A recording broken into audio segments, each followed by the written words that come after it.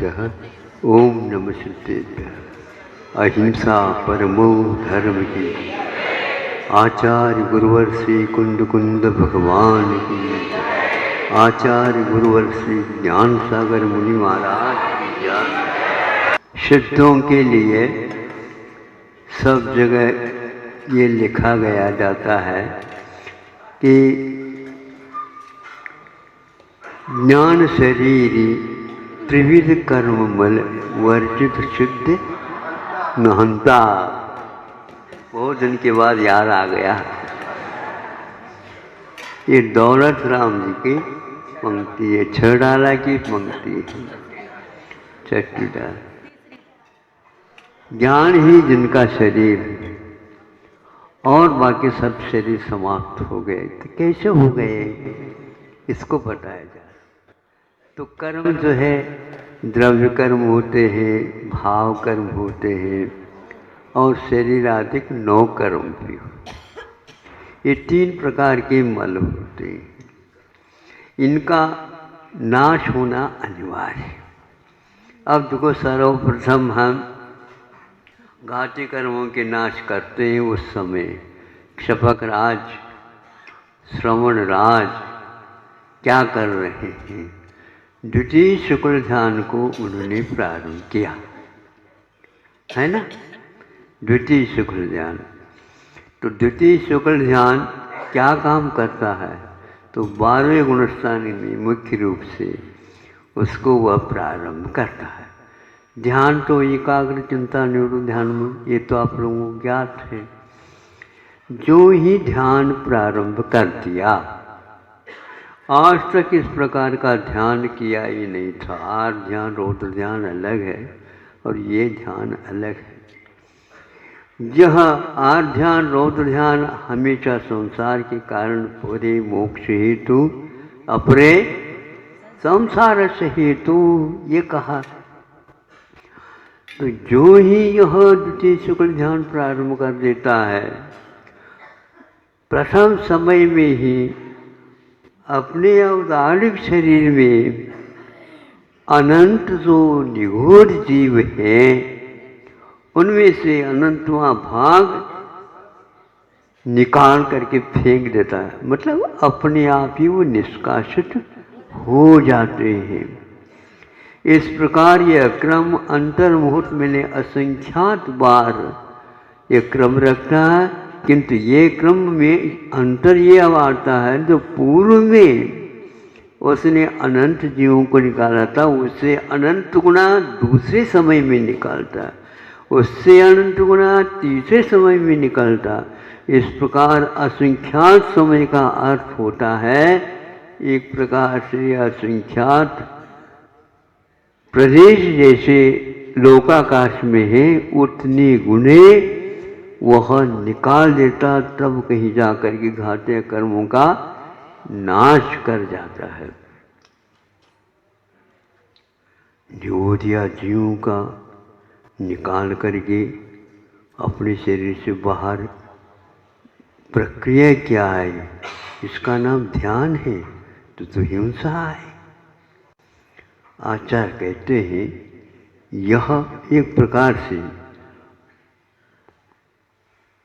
क्षाय श्रमिक भाव की बात, शरीर का परिणाम ऐसा ही होता है। 12वें गुणस्थान तक क्षाय श्रमिक भाव चलता है, फिर इसके उपरांत कवलाहार का नाश भी हो जाता है।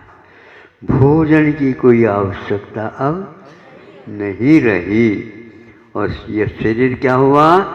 त्रिविध कर्मवल। तो कौन सा शरीर का अभाव हो गया? अभाव तो हुआ ही नहीं, जो का त्यों बना है शरीर। नहीं, परम औदारिक शरीर का लाभ होता है और औदारिक शरीर का अभाव हो जाता है, जिसमें अनंत निगोधियों का वास है। आप लोग कहते हैं मैं हूं ना, काय के लिए हूँ? निगोध राशि जीवों को रखने के लिए। इसलिए आप भी अनंत कायिक शुद्ध होते हैं। सुन रहे हैं? हाँ, प्रत्येक शरीर तो है ही अपना, और इस प्रकार उसमें अनंत कायिक आप भी है। एक इंद्रिय ही अनंत कायिक है ऐसा नहीं। आज तो अनंत कायिक आप भी है महाराज, आप भी है, सभी हैं। यहाँ पर कोई भी बैठा है तो वह पूरे पूरे अनंत कायिक है। इसलिए अब किसके लिए रक्षा करेंगे? स्वयं की भी रक्षा करो और दूसरे की भी रक्षा करो। नहीं है तो अनंत कायिक जीवों के हनन के लिए आप कारण बन सकते हैं और बनते चले जाते हैं। यह आपको किराए का मकान मिला है, आपका नहीं है। आप जैसे इसका स्वामी है उसी प्रकार अनंत जीव इसके स्वामी हैं। इसलिए एक स्थान पर यह भी उल्लेख किया है, कोई भी व्यक्ति उपवास करता है तो उस उपवास के दिन में भी ये मशीन तो यंत्र तो चलता रहता है। यदि अन्न नहीं मिला तो जो मिला उसी को वह पीसता चला जाता है और रस का अवदान शरीर के लिए देता चला जाता है। ये प्रक्रिया आपकी चलेगी। इसलिए भत्ते वा खमने वा, चाहे भोजन हो चाहे उपवास हो, भोजन में भी इसी प्रकार की प्रक्रिया। पूर्व के जीव अनंत समाप्त हो जाते हैं, नए सिरे से भोजन करते हैं। हम तो शाकाहारी हैं, बिल्कुल शाकाहारी हैं आप, लेकिन आहारी है। शाकाहारी है तो आहार भी तो होता है आपका। तो ये शरीर के भीतर रात दिन नाड़ी के फड़कन के साथ चल रहा है, अनाहत चल रहा है। अब कर्मों का क्षय हुआ तो उसी समय पर भावों का भी क्षय हुआ। भाव क्या रहा? तो जो कोई भी परिणाम छद्मस्त अवस्था में होते वो सारे सारे भाव कर्म हैं, जो कि योग भी एक प्रकार से भाव कर्म के अंतर्गत आ जाता है, क्योंकि जिसके द्वारा बंध होता है ज्ञानावरणादिक 8 कर्म और राग द्वेषादिक। राग द्वेष आदिक कहा, आदिक में योग को भी स्वीकार कर लेना चाहिए, तो क्योंकि उसके द्वारा भी बंध होता है। ये 2 हो गए। अब 9 कर्म तो शरीर था वो परम औदारिक बना, मतलब जो कुछ भी उसमें निगोदियाओं का आवास था वह अब निर्मूल हो गया है। कौन से जीवों में निगोदियाओं का वास नहीं रहता है? तो आगम में तो आप पढ़ते ही हैं, पढ़ाई ही है।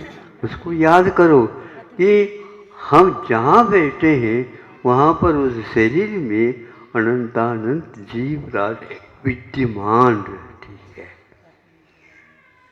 और किसी प्रकार से नहीं।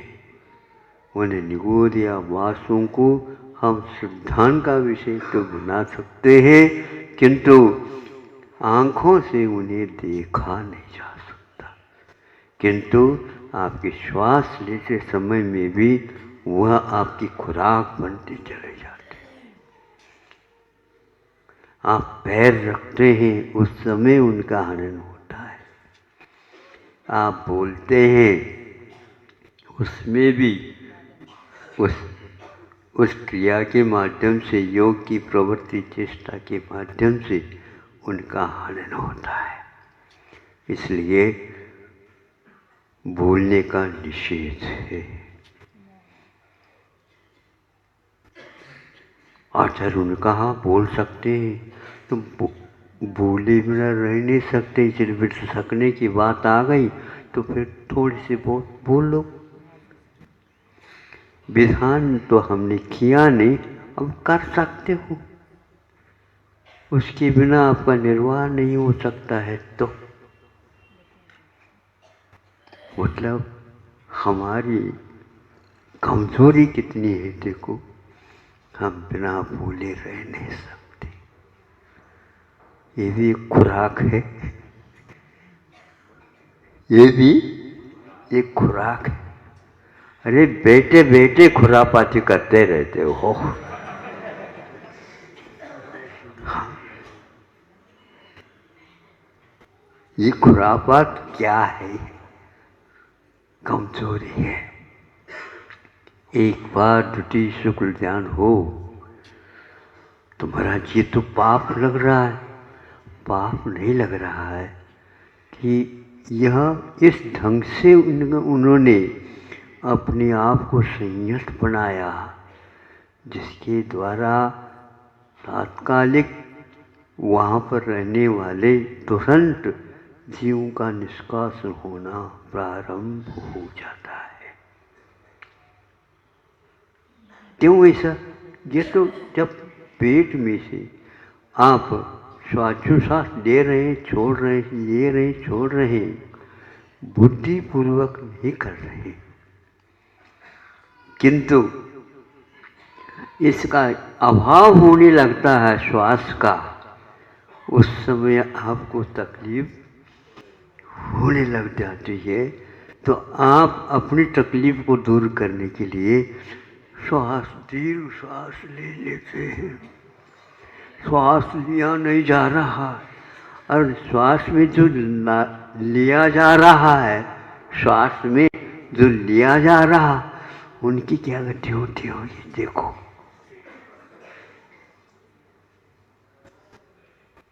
सूक्ष्म को तो बाधित नहीं कर सकते, लेकिन बादर में तो है। बादर वनस्पति का एक है, बादर अप का एक है, बादर अग्नि का एक है, बादर वायु का एक है, बादर पृथ्वी का एक है। इन सबका आपके मनोवचन काय की चेष्टाओं के माध्यम से हो रहा। इसलिए हमें जो अनावश्यक है उसको छोड़ देना चाहिए, और आवश्यक है वो ही कम करें। हम बैठे हैं, श्वास थोड़ी जोर से लेते हैं, जोर से श्वास लेने से दूसरे की नींद भी, बोलो, कसते हो, उनके तो निद्रा ही भंग हो गए। खुर्राटा ले ली। संयत रखो, खुर्राट न आए, इस प्रकार के भोजन लो, इस प्रकार के आप आचरण करो। संयत बनाना अनिवार्य। शरीर को अपने नियंत्रण में रखो, यह संयम है। बोले बिना रह सकते हैं, ऐसे करो, यह संयम नहीं। इसी प्रकार आप सोचते हैं, सोचने तो दो महाराज कम से कम। नहीं, आप सोच नहीं सकते। क्यों नहीं सकते? बैठे बैठे आप आपके वैरी के बारे में ये कब मरेगा ये सोचते हो। इसका भी कुछ होता तो होगा, आपका उसके साथ तालमेल है, इसलिए आपके सोचने से ऐसी वर्गनाओं का उत्पादन होना होता है और उसकी यात्रा प्रारंभ हो जाती है। उन जीवों को जाकर के वो टकराते हैं। आप इसका निषेध नहीं कर सकते। आपके वचन वहाँ तक चले जाते। ये शब्द वर्गनाएं, इनकी शक्ति बताई। जोर से बोलते हो, दूसरे के कानों में बाधा होती है। अस्पताल चिकित्सालय यदि आ जाते हैं तो वहाँ पर कहा जाता है, एक ज़्यादा जोर से हॉर्न मत बजाओ।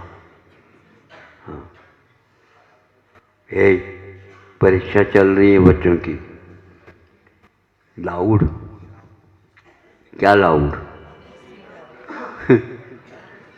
ध्वनि मत करो, ध्वनि मत दो। आपकी ध्वनि देने से मत दो ध्वनि, गति में कमी आती स्वयं की और पराये में। उनकी गति में आपके ध्वनि के कारण कमी आ सकती है, आती है स्वयं की भी। जिस समय हम गति देते हैं, ध्वनि देते हैं, उस समय गति में अवरोध करना पड़ता है। ये सारी स्थितियाँ हमारे परोक्ष में जैसे हो रहे हैं, किंतु याद करने से शास्त्रीय आधार पर ये ज्ञात होता है कि हम चुप बैठ करके एक भी क्रिया नहीं कर पा रहे। ये पश्चाताप होना चाहिए। यह हमारे वजह से हो रहा, ये प्रायोगिक है, पुरुषार्थ जन्य है। इसके लिए हमने अपने पुरुषार्थ किया है। श्वास यदि नहीं लेते हैं, घुटन पैदा हो जाता है। और इधर श्वास लेते हैं, उस स्थान में क्या क्या हलचली होती है हमें याद नहीं होती। ऐसे ही शांत चित्त होकर के मन, वचन और काय के ऊपर संयम रखते हुए वे मुनि महाराज बैठते हैं तो आपे को भूल जाते हैं। अपने आप को गुणमय रखना बड़ा कठिन संयम है। और गुण तो आ ही जाते, आने का उनका उपक्रम रुकता ही नहीं। श्वास ले रहे हैं, इसके लिए पुरुषार्थ मूलक मूलाचार्य में कहा गया, पंचविंदी मुंडा, वच मुंडा, हस्त पाद तनु मुंडा, मन मुंडे ने सैया, 10 मुंडा वंदिया समय। कम से कम मन का मुंडन तो कर लो। केस लूच करना अलग वस्तु और मन का मुंडन करना अलग वस्तु। आप यदि मन का नियंत्रण स्वयं नहीं रख सकते हो तो वर्गनाएं जो ग्रहण होती हैं वो आपके वैर तक जा करके टकरा देते हैं।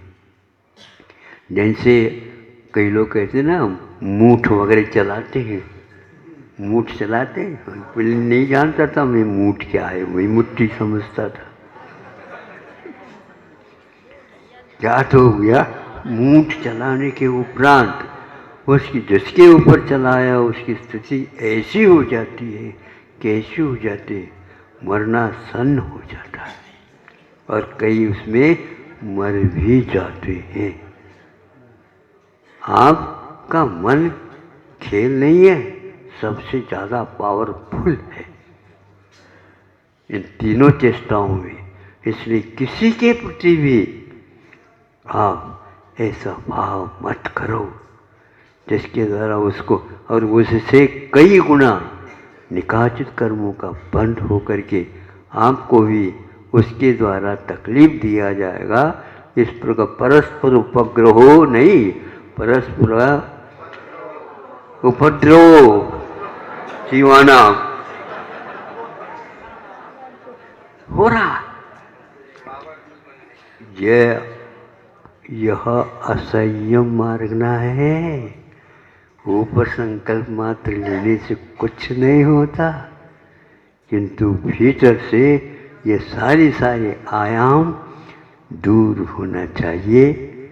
इसलिए 3 मूलों से रहित होने के लिए जो साधना करते हैं वे धन्यवाद के पात्र तो है, लेकिन हमारे आदर्श हैं। हे भगवान, हमें भी इस प्रकार की क्षमता आ जाए, किंतु हम क्षमता है उसका दुरुपयोग करते हैं, उसको पहले हम छोड़ें, संयत बने। संयत बनने के उपरांत भी संयत है क्या नहीं ये फिर देखें। जैसे दर्पण में आप देखते हो उसी प्रकार अपनी मार्गनाओं में, अपने संयम साधनों में अपने चित्त को लगाओ। बैठे बैठे इधर उधर खुरापाती होते, वो तो बहुत महान खुरापाती है, वो कहता है तुम भी तो कम थोड़ी हमसे। हाँ, खुरापाती का क्या होता है? खुराओं को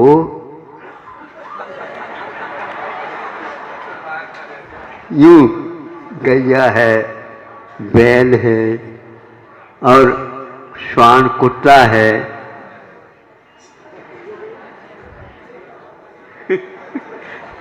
खोजता रहता है, गुस्सा आता है, ये समुद्र घाट की प्रक्रिया है। इस प्रकार हम मन से यदि मान लो किसी के अहितकार के बारे में सोचते हैं, इसको अनर्थ दंड कहा और उसको दुर्ध्यान कहा। बल्कि रौद्र ध्यान की प्रक्रिया में यही कुछ हो जाता है बंधु। इसलिए मनोवचन काय की चेष्टाओं का एक प्रकार से अध्ययन करो, उसमें शुभत्व आ जाए, उसमें कोमलत्व आ जाए, उसमें दूसरे के हित के बारे में सोच विचार आ जाए। ऐसा परमो धर्म। सुदूर राजस्थान में चातुर्मास करके हमने संकेत दिया था, सबको संकेत दे रहे हैं, लेकिन जल्दी न करते हुए उस परिसर में जो भव जीव है, छोटे छोटे गांव भी हैं, उनको भी लाभान्वित यथाशक्य करते हुए, क्षेत्र भी है उनकी भी वंदना जुट जाए, उसको करते हुए बूढ़े बाबा की ओर रास्ता यदि जानते हैं तो आ जाए।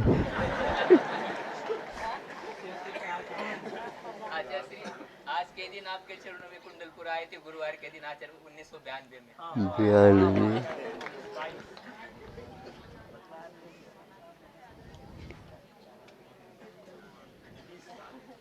उत्कृष्ट श्रावक पद भी फिर यही मिला आपके सानिध्य में पंचम में। उसके बाद अभी चातुर्मास नहीं हुआ, अब आपके साथ चातुर्मास करेंगे।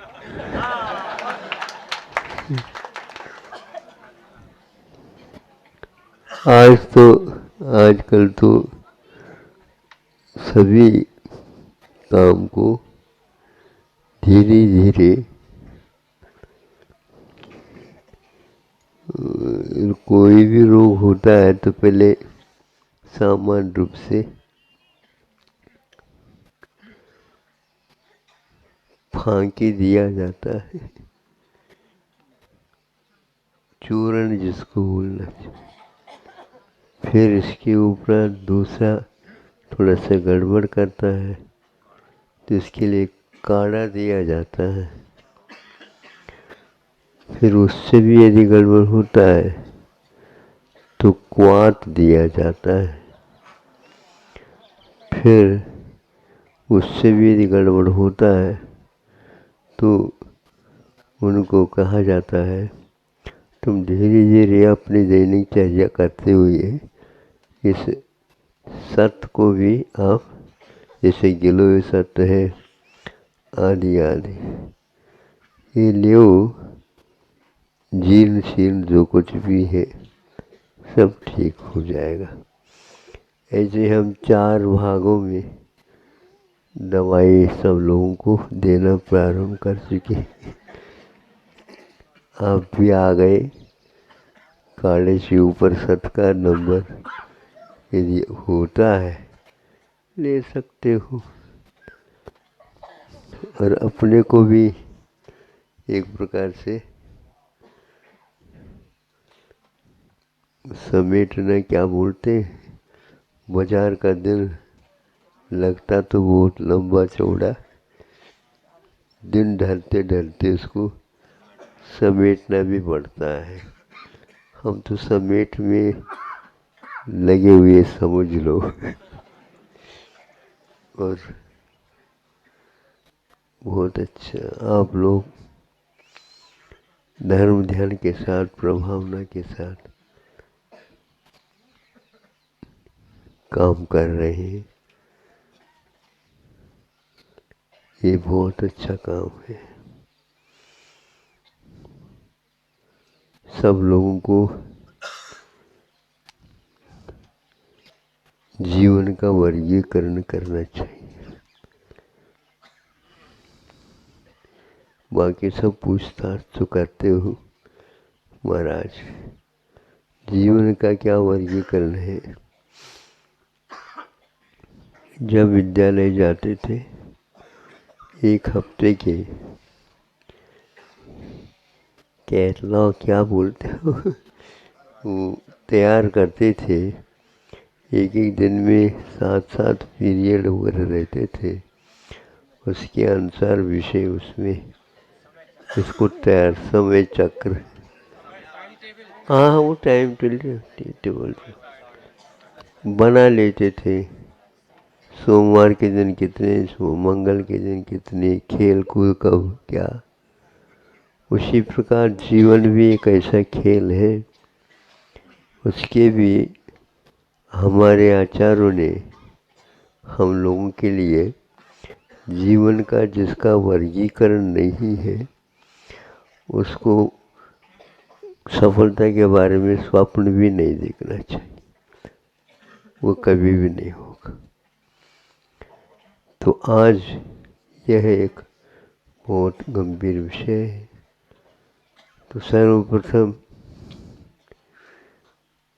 दीक्षा काल होता है, फिर शिक्षा काल होता है, फिर गण पोषण काल होता है, फिर आत्म संस्कार काल होता है, फिर संलेखना काल होता है, औत्मार्षिक काल 6वां होता है। इस प्रकार हमारा तो समझ लो, और आपके लिए भी पहली बार कहा, कई बार कहा, आप लोगों का कर्तव्य है आप गण पोषण काल में यथा योग्य हम लोगों को सहयोग देंगे। यही एकमात्र आप लोगों का गण पोषण काल है। आगम के अनुरूप साधर्मियों के साथ और इस ढंग से वातावरण बनाए श्रावक लोग भी उससे लाभान्वित हो सके। फिर इसके उपरांत क्षमता शरीर की देख करके आत्म संस्कार क्या करना है। तो अभी तक जो फैलाव था उस फैलाव से बचते हुए अपने को समता को मुख्य रख करके, सामायिक को मुख्यता दे करके, आगम के अनुसार द्रव्य क्षेत्र काल भाव के अनुसार शरीर कहाँ तक काम कर रहा है, केवल भाड़ा देकर के उससे काम लोगे गाफिल कर देगा वो। इसलिए महाराज अच्छी भूख लग रही है, बता दो कि जो करना है कर ले। नहीं, भूख लग रही है अच्छी है ये नहीं, किंतु भूख को भी हम यदि ज़्यादा बढ़ा सकते हैं तो बढ़ जाए और घटा सकते हैं तो घट जाए। शरीर की क्षमता कितनी रह गई है चलने की, आहार विहार निहार आदि आदि, नेत्र ज्योति आदि 5 इंद्रियों की क्या दशा है और पाचन क्रिया किस ढंग से चल रही है, इन सब का अध्ययन करते हुए उसको नियंत्रण में रखने का काम करते हैं। प्राय करके रेल है, स्टेशन है, उस समय 1-2 किलोमीटर पूर्व से ही वार्निंग है, घंटी लग जाती है संकेत। तो वहाँ गियर में जो गाड़ी रखी है उसको कम करके लोगों को उतरने की सुविधा बनाता है, और यह सब संकेत के बिना नहीं होता। तात्कालिक यदि रेल में ब्रेक लगाए, पक्का है कई व्यक्तियों को लेकर के चला जाए। इसी प्रकार यह भी एक गाड़ी है। हम पहले से कहते हैं भैया, जिसको जिस स्टेशन पर उतरना है उतर जाओ, और शेष जो रह गया है कार्य उसको आगम के अनुसार, अपनी शक्ति के अनुसार, द्रव्य क्षेत्र का भाव के अनुसार पूर्ण कर लेना। अंतिम संलेखना मरणम, ये सब के लिए अनिवार्य है।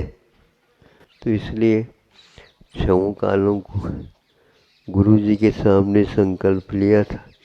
उन्होंने बताया था, ये दो आगम के अनुसार वर्गीकरण दिया गया। यह वर्गीकरण किसी भी मोह के कारण आगे पीछे नहीं करना। महाराज अभी तो आपका बहुत शरीर अच्छा है, आहार पानी को थोड़ा सा बढ़ाना चाहिए, और वो श्रावक लोगों को भी कह देते हैं, वो विवेक रखते हैं ही नहीं। ये सब बातें आप मेरे सामने नहीं करो तो बहुत अच्छा है। हाँ, इस प्रकार करके दत्ता के माध्यम से दुकान चलाने वालों,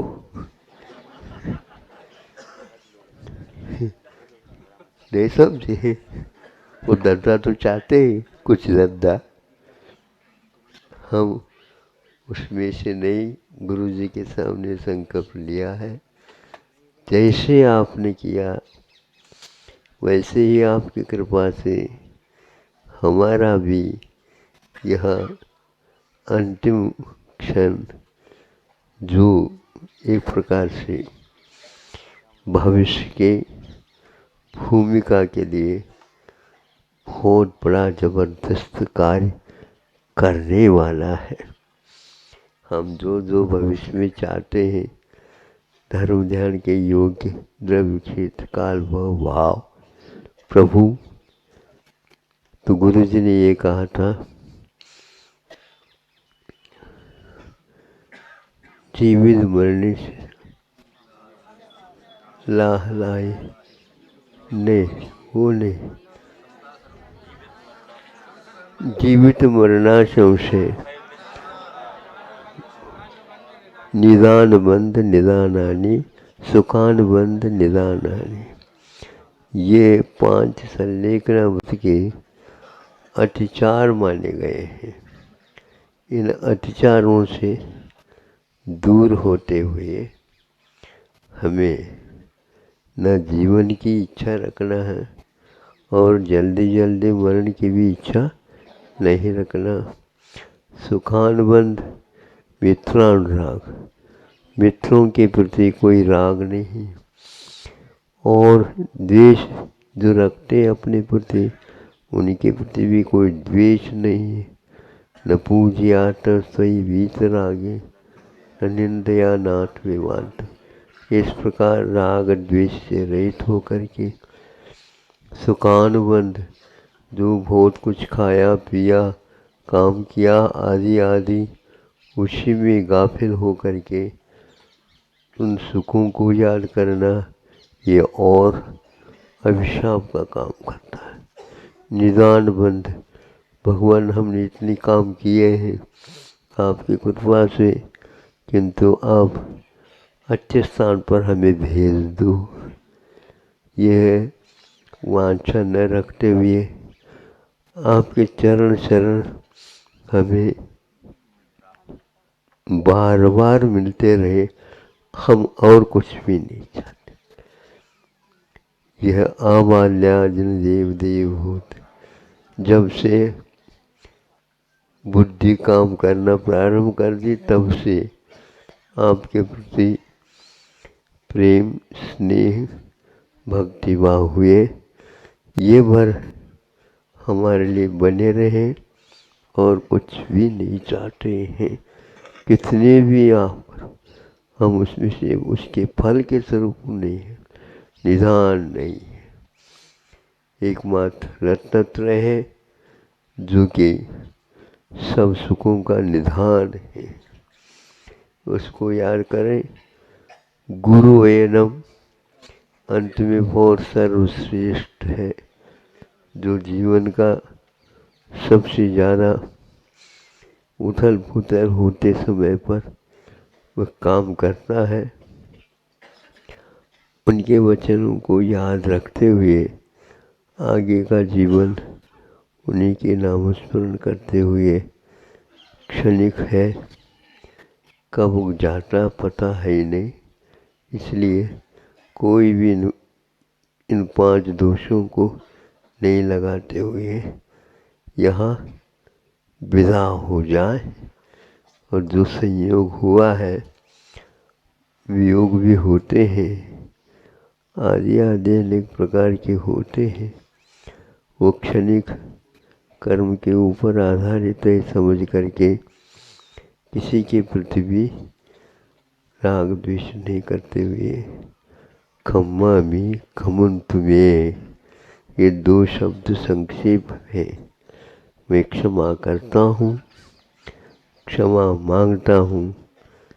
और कोई भी हमारा दोष तो बहुत सारे दोषों का पिटारा है, उसको हम क्षमा चाहते हैं। आपके पास अभी मान लो कोई कमी हो गई हो, उसको भी उसी प्रकार हम कर्म के ऊपर आधारित समझ करके छोड़ देंगे। यह यदि भगवान अंतिम समय में घटित हुआ, हमारी यात्रा सफल हो गई और कुछ नहीं। साहस का काम है, आँखों में पानी न आए, मुख में पानी आए।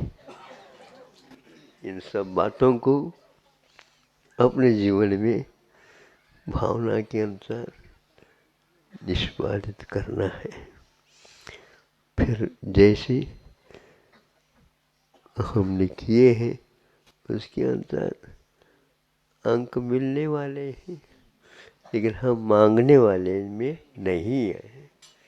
हम पुरुषार्थ से ही प्राप्त करेंगे, लेंगे, सबको प्रेरणा मिले, ऐसे भाव रखना है। अभी 2-3 महाराज और 2 दिन में कल आने वाले, लगभग बहुत जल्दी। गुरुदेव आचार्य ज्ञान सागर महाराज जी ने जो कल्याण के लिए आता शरण देना, ये तो एक पक्ष हो गया, लेकिन आपके लिए दूसरा भी पक्ष दिया होगा ना आपके स्वयं के लिए, कि जो आत्म कल्याण के लिए शरण आता है उसको शरण देना, संघ को गुरुकुल बनाना। हाँ बिल्कुल, ये तो एक पक्ष होगा, लेकिन आपके लिए भी व्यक्तिगत कुछ दिया होगा ना उन्होंने, ये तो व्यवहार की बात हो गई। देखो हमने कभी भी रत्नत्रय के सिवाय गुरु से कुछ भी मांगा नहीं।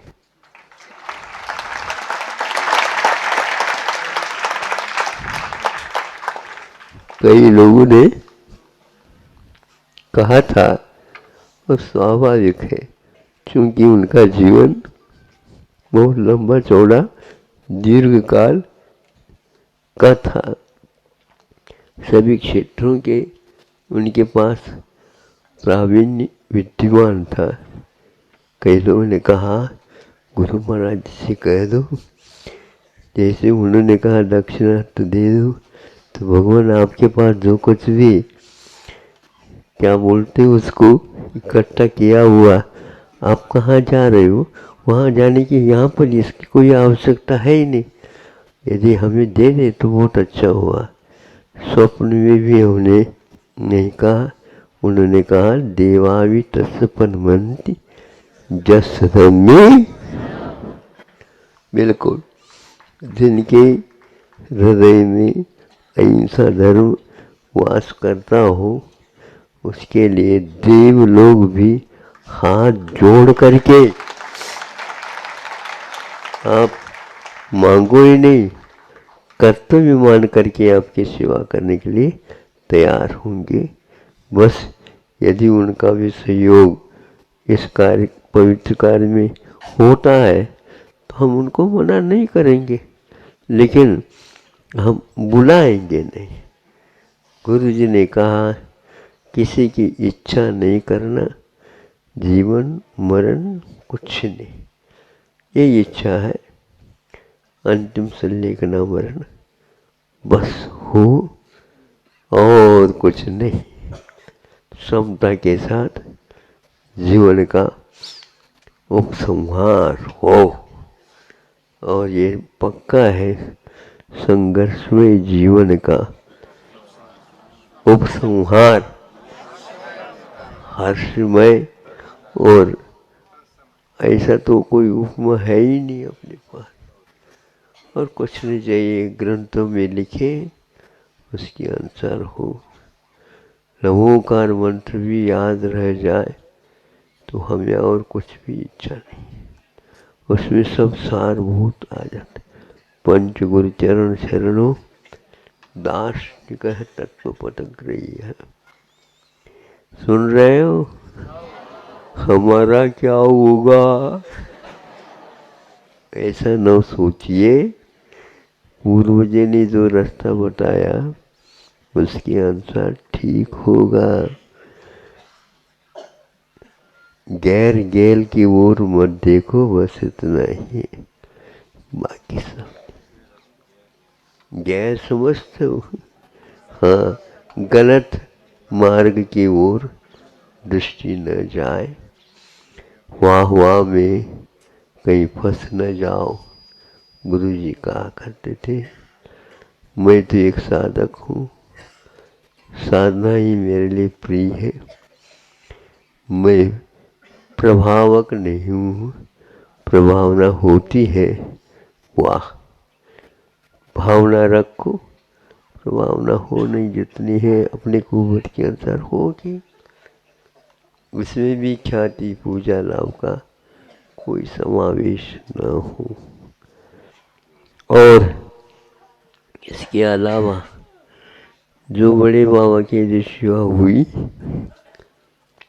मांगने की बात ही नहीं, वो सब बरसेगा। भावना के कारण बनेंगे, यही भाव है। बाकी सब आप लोग अब हमसे कुछ नहीं मांगी हो। जैसे आपने जितना दिया है हमने आशीर्वाद तो बांटा है, पर्याप्त है। हमें संतुष्टि भी है। गुरु के वचन फलते हैं।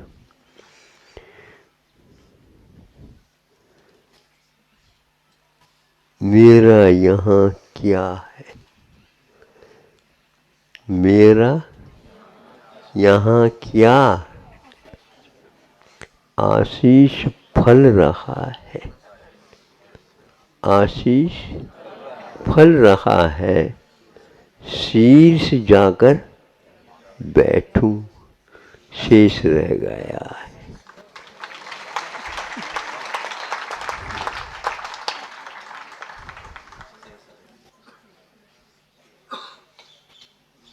गुरुओं का आशीष फलता है, फूलता है।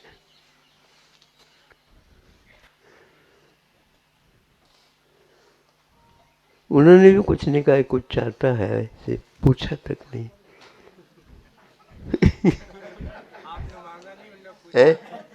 आपने मांगा नहीं, उन्होंने पूछा। उन्होंने यही कहा है, मांगने से कमी मांग ले तो क्या होगा, और देने वाले हैं, मान लो बहुत देने वाले हैं तो हम ऐसा काम नहीं करते।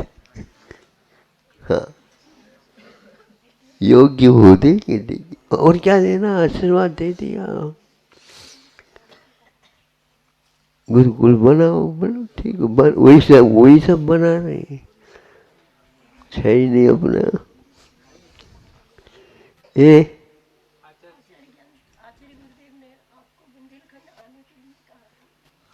गुरुकुल बनाओ तो जहाँ गुरुकुल बने वहीं पर जाओ। सीधा ही आ गए। आ गए तो ऐसे ही यहाँ से जा ही नहीं सके। बड़ा गुरुकुल बन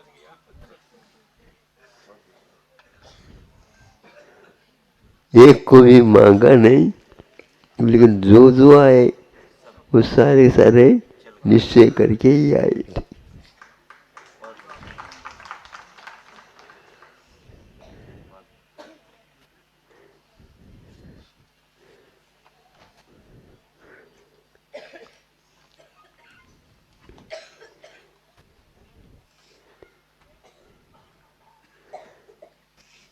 पुष्पवंत भूत बलि महाराज जब धरसेन महाराज के पास आए, संघ के भेजने से अध्ययन पूर्ण हो गया, विधिवत उन लोग दोनों की परीक्षा हुई अध्ययन करा करके, और कहा धरसेन महाराज आपका अध्ययन पूर्ण हो चुका है, अब यहाँ से 5 चातुर्मास का काल आ रहा है, आप उचित स्थान पर अपना वर्षा योग स्वीकार करिए। तो पुष्पदंत ने या भूत बलि ने कहा बताते महाराज इतना समय तो हो गया, तो 5 ही रह गया, 7-8 दिन भी नहीं रह गए और आप भेज रहे हो। तो दूसरे महाराज जी ने कहा, पुष्पदंत तो भूत बलि ने, अरे कुछ मांगो नहीं, आज्ञा मिला है, ये महान पुण्य का उदय है। कहीं आज्ञा पलट गया तो घाटा लग जाए, उठ है। बिल्कुल बिल्कुल पर हो गए सब। ऐसा हमारा कहना है कि आप लोगों को भी इसी प्रकार आगे की यात्रा करना है। महोत्सव समाप्त होने से पूर्व में ही आपको कुछ संकेत और सोच करके हम दे देंगे, उसके अनुसार आप, ताकि बीच में कुछ मांगे नहीं। और सब ठीक है। जीवन की यात्रा है।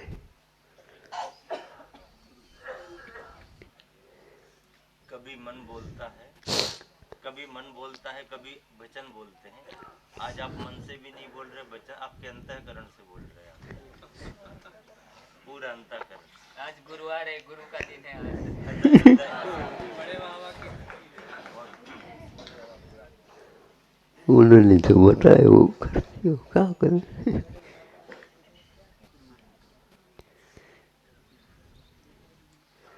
कई बार सोचता हूँ अब थोड़े से बोलने का, उपदेश का, उसकी मात्रा थोड़े से कम हो जाए, लेकिन उस दिन ज़्यादा हो जाए।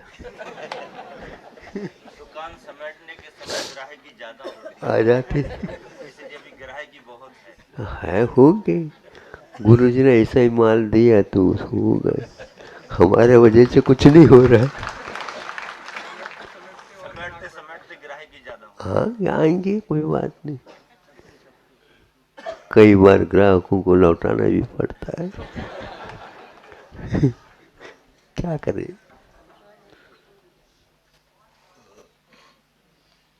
बहुत अच्छा। अहिंसा परमो धर्म। एक का उपसंहार होता है तो एक का स्वागत होता है।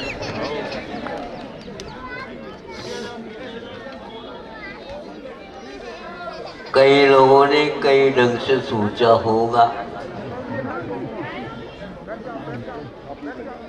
अपना सोचा न हो, अपना सोचा न हो, अफसोस है फिर भी सोचूं, हमारा सोचना, आपका सोचना, उनका सोचना, इनका सोचना, सबका सोचना कुछ नहीं होता। बड़े बाबा को तो मंजूर है।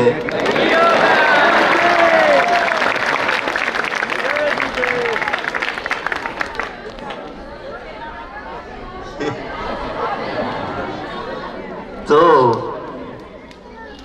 हम भी मोड़ ही रहे हैं, क्योंकि भैया इतने व्यक्ति सोच रहे हैं, हम क्यों सोचे।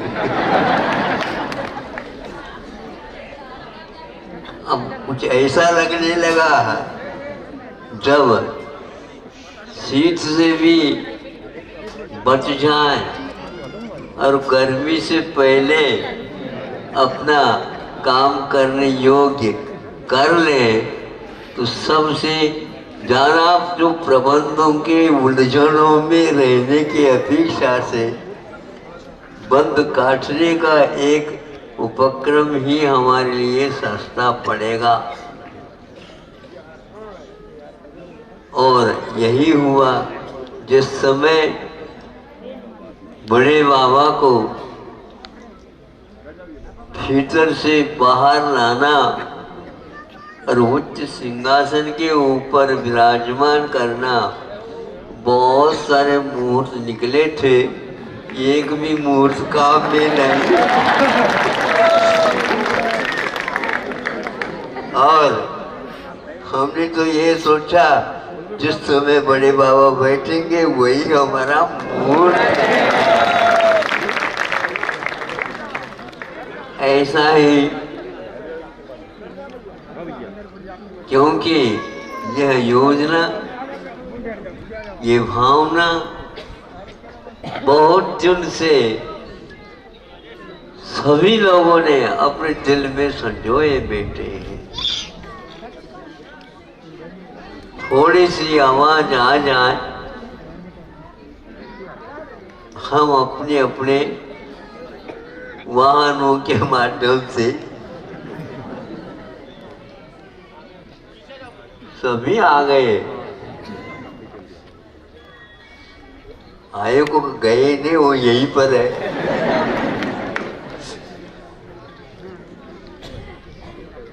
बहुत अच्छा है, उत्साह है।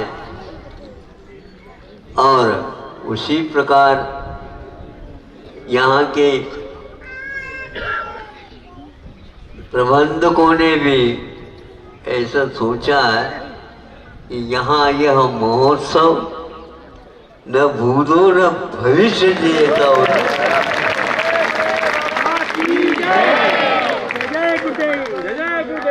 उदारता के साथ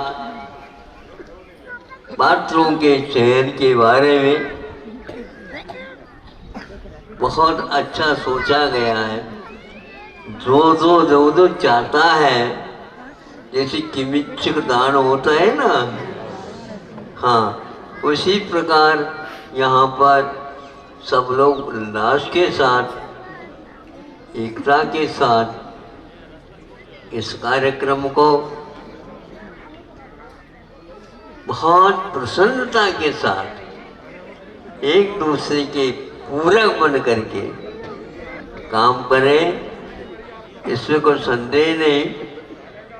करना तो है। कल आए थे कुछ सज्जन, महाराज समय कुछ कम पड़ रहा है, कम समय में ज्यादा काम होता है ये भिड़ करके काम करने से। हाँ, यह भाव आप लोग प्रतिदिन अपने घटों में भर भर करके भा रहे हो।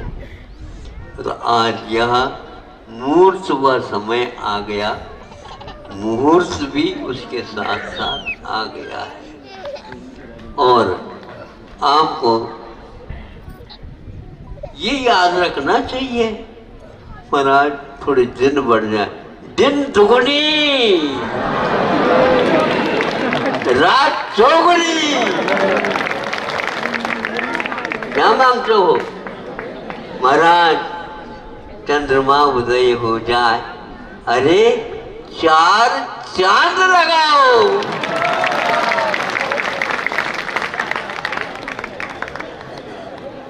और भानु भी, भास्कर भी, प्रभाकर भी आने को तैयार हो जाए और हमारे इस कार्यक्रम में चंद्रमा और सूर्य का एक साथ समागम हो।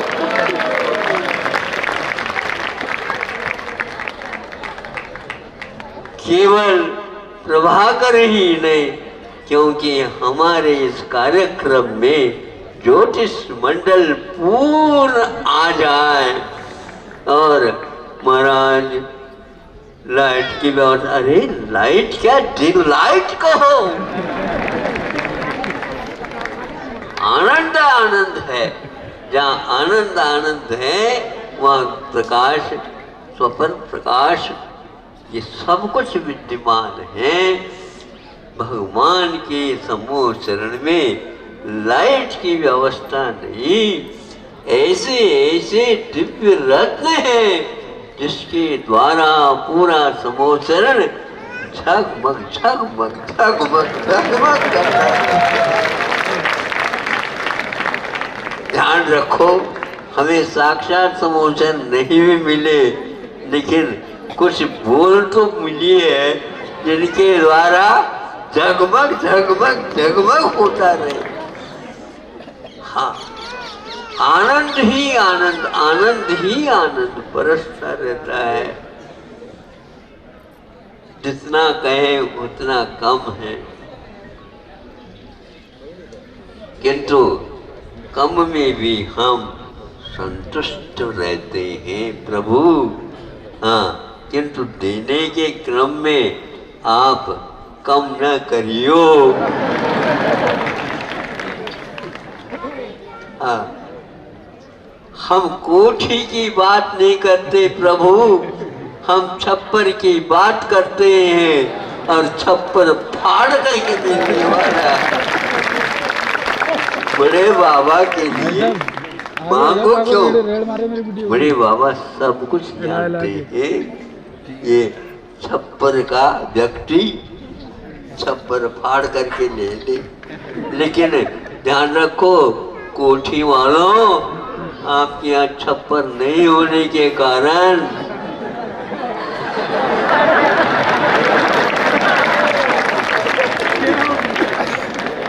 कुछ नहीं बरसेगा, ध्यान रखो।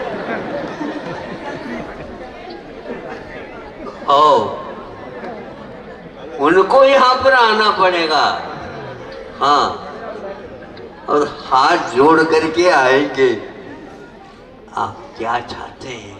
हमें कुछ नहीं चाहते, सभी लोग शामिल हो और इस कार्य को संपन्न करें। इन्हीं भावों के साथ